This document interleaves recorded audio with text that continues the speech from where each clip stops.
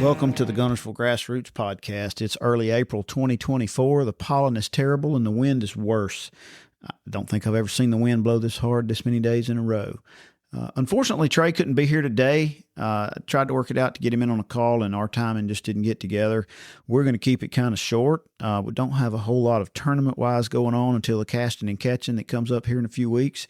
There are some events this upcoming weekend and the next weekend. You can check all those out at the bassandbiggg.com website. Till then, let me see if I can't get our guest on today. We're going to have Mike Carter come on. He's got a pretty good story from this week that thought we would share. We've got Captain Mike Carter on here with us. Mike's a longtime guide. He's been on the podcast with us here. This might be the third time, Mike. I guess you're just a yearly regular now. So that sounds great. Thanks for taking a few minutes to jump in here with us. When I called you earlier this week and said, "Hey, can you do it?" I had a kind of a different kind of guest lined up that fell apart on me. I'm still working on that, but Mike's always a strong backup and really never should be a backup because he's out there a lot. So Mike. Yeah, I'm used to being down the bottom of the list. That's no problem at all. You're not at the bottom of my list, man. We just tried to add a little variety around, So, exactly. So other than the wind, well, including the wind, tell me what it's like out there this week. Oh man, it's been brutal. I mean, absolutely brutal. It's been brutal all week long. The wind has just been absolutely horrible. Yesterday was a complete total disaster. Still caught several fish yesterday, getting to the backs of cove just to get out of the wind. But man, that wind yesterday, man, it was a disaster. Today it's still it wasn't as bad as the last few days that we've had. But today was a little bit better. The wind had calmed down some, but had good sunshiny skies on us, so it worked a little bit better today. Have we got a little more water in the pond than we had a week ago? Oh yeah, man, it's come up a lot. We must have gotten a lot of rain north of us for this water to come up as much as it has. I mean, it's come up to, foot and a half, almost 2 feet. Wow. Since late last week when it was down so far. Wow. But yeah, it's come up a lot the last few days. April 1st is technically, I guess you could call it plug day when they're supposed to start filling it up by the 15th in theory. But I guess that rain timing was just a good help. So it definitely was. It's funny how that rain did, it split, a majority of it went north, but it split kind of, Guntersville still got quite a bit of it, but nothing like, north of us did. So that's why we're getting so much water down here now. Still plenty of floating grass. Oh yeah. But the water being down, what that did, that killed a lot of the eelgrasses on the banks and everything. But, when they raised the water back up, all that dead eelgrass that was around, guess what? It washed right back out. Back out. Yeah. Yeah, exactly. That's always fun. So, oh yeah. Has this dogwood winter that we're in right now had much impact on the fish, the water temp, all of the above? Well, we've had a major spawn come in, last week. About every pocket you went into would be full of beds, and so it had a big major spawn to come in. But you would think that this weather, the way it's done, would slow some of that down, but now they're still in there bedding. Getting the backs of those pockets. Sinkos and plastics and stuff. You're going to see a lot of fish, which, I don't look for bedding fish per se, but, I take my clients, we basically get these pockets just to get out of the wind, Mm-hmm. But when you're in there, you're fishing for bedding fish. So then that's what they're catching. So has the moving bait bite kind of has slowed way down? You're having to drag stuff a lot more? Well, no, because today, that's all we threw today was, we threw a bull wake. I had a gentleman today catch 1 over 5 on a bull wake. So wow. It's officially started. It's early. And it's funny. I pulled up a Facebook memory 1 year ago today, which was on Thursday last year. 1 year ago today, I had a gentleman catch 1 over 5 and he had another big one to come off. And that was that group that the 2 guys that had 28 pound in their tournament that Saturday. So it's starting. So I was surprised today considering the weather conditions, bluebird skies, and that cold snap that come in. But he had 1 over 5. I mean, just annihilate that bull wake. So that was pretty exciting. But on the other side of that spectrum, that was the only strike he had on it. But yeah, was that an early bite or was it in the middle of the day? No, it was about 9 o'clock this morning. So the sun was already up pretty good. Yeah. Everything else we caught today, or they caught rather, everything else they caught today was on the chatterbaits. So he's taking chatterbaits in 6-8 feet of water, just kind of slow rolling along. So you were able to back out a little. Today. Yeah. Yeah.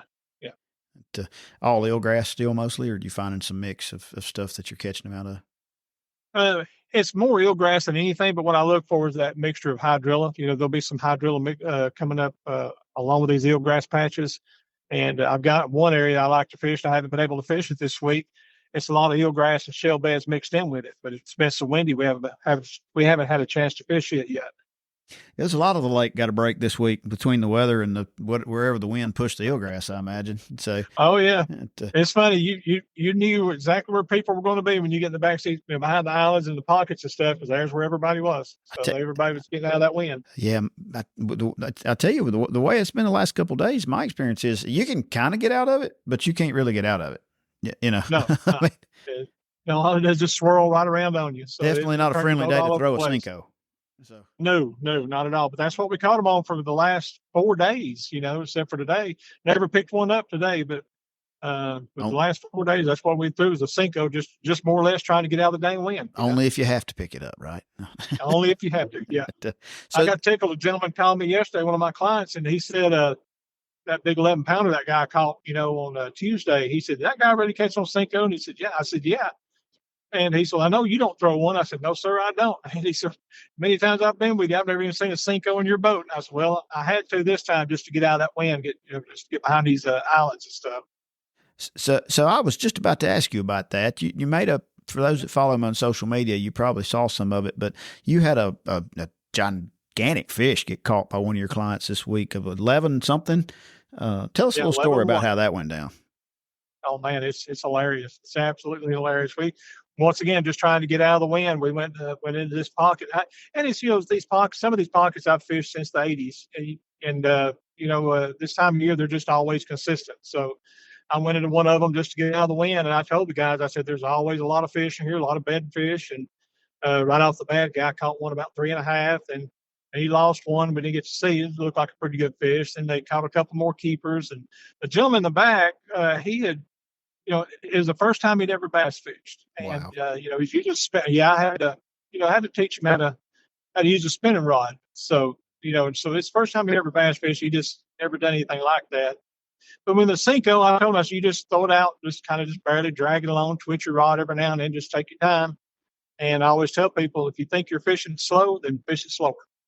And, sure enough, we were going down through there, and I looked over at his rod, bent double. I said, "Oh, you got one?" He said, I think I've got one. Oh, he had one, all right. It was 11 ones. So, and after going around the boat, under the boat, and everything else, we finally got it in. And, one of the hilarious statements that the guy made, when I got it in, I just, is that a bass? Oh, yeah, it's a bass. It's definitely a bass. Oh, so, my. But on his side, he had never been bass fishing, so that's caught kind of people you enjoy seeing. Fish bigger than most people will ever catch in a lifetime. In a lifetime. Yeah, Exactly. that's beginner's luck at its finest. It's like somebody going deer hunting, going, "Oh, I guess I'll go with you," and then they kill the biggest 10-pointer you've ever seen anywhere. Oh, yeah. It never fails. Yeah. So, but well, it was exciting for me, not only because it was a client of mine that caught it, but it's exciting to see someone like that. First time he ever bass fished, he caught a couple of little fish before that, and then all of a sudden he catches that one. It's just like, he was ecstatic. So it was hilarious to see that. That's the biggest one I've heard of this year. Yeah, it is. They had one down waterfront that was 10 pound, but guy caught crappie fishing. Yeah, and he actually caught that below the dam. Really? Yeah. And see, when they started shooting that video, they didn't know that either. He had brought it up there to weigh it because he had signed up for the Bass Cash Bash. And, if you catch one over 10 and you're signed up, then it's treated just like a tag fish. However, he signed up for all lakes. He was from Mississippi, and he just didn't totally understand the rules. It was really an innocent deal. And he just thought he caught a 10-pounder. It was like, hey, how lucky can I be? And it was 10-7. And then during the video, he said something about below the dam. So after that was over, they asked him, and he goes, "Yeah, I caught it below the dam, but I signed up for all lakes." And we're like, well, Wheeler's not one of them. So, we would honor a tag. If you catch a tag below the dam that finds its way through the lock or whatever, we'll honor that. But a 10-pounder, that's just a different lake, so, but there was nothing nefarious there. It was just a honest mistake and a great big old fish. So, yeah. But yourself, we haven't seen very many double-digit fish on this lake the last few years, but I guess that kind of shows, the eelgrass, though it is a bad thorn in our side when you see all this floating eelgrass, but on the plus side of it, all this floating eelgrass prevents you from fishing a lot of areas, that hold fish, and it's kind of hard to fish them. So that's giving the fish opportunity to populate back up and gain some weight on themselves, And on top of that, Chris Lane, that Foodland tournament, has had a stocking program going for the last, I think, 3 years, I believe. He's had a stocking program going for that tournament. At least everybody gets a bag of fish, and everybody gets a bag of fish. They take them out and release them. So things are really getting back to where they were several years ago. But it's showing a lot more promise this year than what I've seen in a long time. We've caught a lot of good, solid quality fish this year. Yeah, the last couple of years, it's definitely been trending up, and of course, that 11-pounder, how old's that fish? 8 or 9 years old? Yeah, that's what I was telling him. Probably 7 or 8 years old. Yeah, and I mean, that one's been around for a minute. So, I would like to think that the stocking thing works. Chickamauga has always shown that it does. Some of the Texas lakes show just ridiculous results from their Sherrilunker and some of that kind of stuff. And I've been trying to get a little more information on that. Yeah, it is. And I would like to see the state of Alabama do something like that here and other lakes. I don't know that they will. I've had some conversations with one of the local biologists. I think it was the first season of this, maybe 2 years ago. And, they say when they do their testing that some of the Florida genetics are still in there. And once they're there, it's not like you can add more. So I'm not smart enough to argue with that. So I really don't have an answer. That's beyond my pay grade. So, so looking forward, are we going to be in this same little pattern we're in right now for the next couple of weeks? Or do you think we're going to get a shad spawn going here soon? What do you think is going to happen? I figured this little cold snap might put the shad spawn behind a little bit, compared to normal years. Like I was looking at those pictures from last year, guys I have with me, they were in short sleeve shirts, Right. Here we got a good big cold snap. And yourself, Pat, that, we basically have about 3 waves of spawning fish that come in. This is a pretty major one where normally it's usually the smaller one, then the major one comes in next. But this has been a major spawn that's come in this time. And, they'll be spawning all the way up May, even in June. We'll still have some fish coming in spawning. So this pattern, it's like the bullwhip pattern. It's getting ready to get fired up. And when it does, man, it gets to be a blast. But these spawning fish, that pattern's going to carry on all the way up into May, possibly even up into June. Now, are you throwing that bullwhip right now over the spawning areas, and you just think they come up and bust it because of that, or are you still kind of more like catching the transition fish doing that? I'm fishing for transition fish. I never throw that bullwhip. Like I say, I don't focus on spawning fish themselves, but anytime I throw that thing, it's usually on these river flats. And today, most time I'm sitting out on the river throwing up on the flats, but today we were on the backside. And I told that gentleman, I said, that high driller's really come up. I said, why don't you throw a bullwhip a few times and see how it goes? And he probably fished it about, 10 minutes or so. And sounded like a 55-gallon drum fell in on it. I mean, it shocked me because with this kind of weather, I wasn't expecting it. Yeah. But was it a pre-spawn fish? Yes, it was pre-spawn fish. It was a good, healthy fish. Wow. Then just a little while after that, his partner caught 1 over 5 on a chatterbait, at about 6 feet of water. So, right. Okay. But these are fish that are trying to move in. So you're throwing that thing. I mean, you're fishing rattle trap water essentially, exactly. And even though, I mean, you're fishing it just on top, right? I mean, you're just reeling it right up the surface. Yeah. Yeah. Do you try to keep it up there right at the top? Cause that thing will almost be like a -1, but, no, I try to keep it just a couple inches below the surface. I don't keep it on top itself. I have had days to where, it seems like when it's sunny, real sunny, even though today didn't prove that, but usually it's real sunny, I'll torque it up pretty good and reel it in pretty fast. So that way I can get it down about 1 foot. Mm-hmm. And it seems like they'll eat it a lot better like that than what they will on the surface. Now, if it's cloudy, rainy weather, you can be a little bit slower on top and make it wake real good. And that seems to be very effective. But it's typically better on the dim days. Get ready to turn on. Do what? It's typically better on the dim days. On the when it's up high, keeping that bull shed up high, it's typically a little better on those cloudy, rainy, dim or low light days. Yeah. Yes, definitely. Yes, definitely. And another thing, I do with this bull wake is that thump gel is that there's a crankbait thump gel, and I proved this fact last year with a gentleman, and we pulled up to a spot, and I had a 4-pounder on a bull wake. We were fishing together. I had a 4-pounder on a bull wake and lost it. And I had another one, 2.5, 3-pound, lost it. And I took that thump gel, that crankbait thump gel, it's got a lot of blue flake in it, put it down the side, both sides of that bull wake. And I think the second cast I made, I caught one over forward, his crossways in his mouth.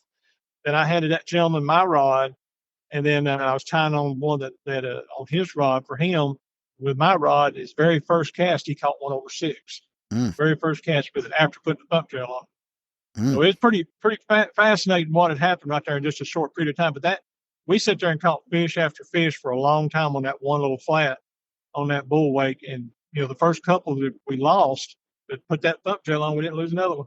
So interesting. So it just put off enough scent that made them a little more eager to eat it instead of just nip at it. I guess between the scent and having that blue flake going down the side and everything else, it wasn't no slapping at it. They were eating it.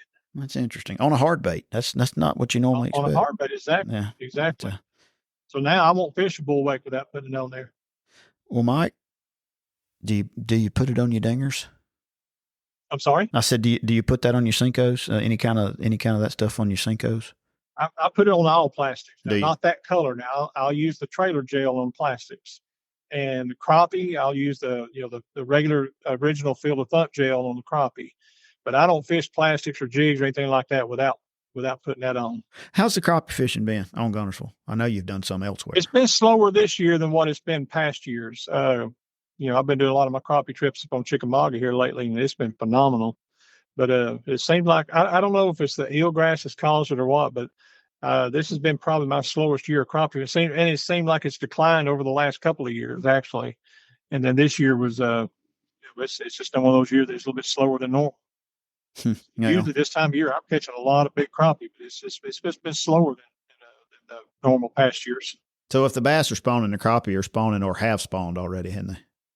Yeah, exactly. Yeah, they're spawning or already have spawned. Majority of the ones we caught last week on a crappie trip had already spawned out. Interesting. I mean, it seems early, but it's really not, I guess. I mean, we've had summer, and then we've had winter, and then we've had spring, and then we've had summer, and then we've had winter. Oh, yeah. Typical Southern weather. Typical Southern weather. It just can't make up its mind. But the fish seem to think it's spawn time no matter what. So Exactly. Well, Mike, I can't thank you enough. Appreciate you coming on, sharing a little info. It's pretty good stuff, as always. And anytime. I'll talk to you soon, man. Appreciate it. All right, buddy. Thank you, man. You. Take care, man. See you. Pretty good info there from Mike. He's always a great resource. We're blessed to have a lot of really good guides that'll really share information. I don't do a good enough job of talking to them sometimes. I'm going to try to do a little better of that and get a bunch of different ones on here because you can learn a little something from everybody. Everybody's got a little different perspective on how they do things, and we've got a lot of good ones around here. So until next time, enjoy the floating grass. We'll be back soon. I'll try to have Trey with us. May have a little new news to go with it too. Have a good week.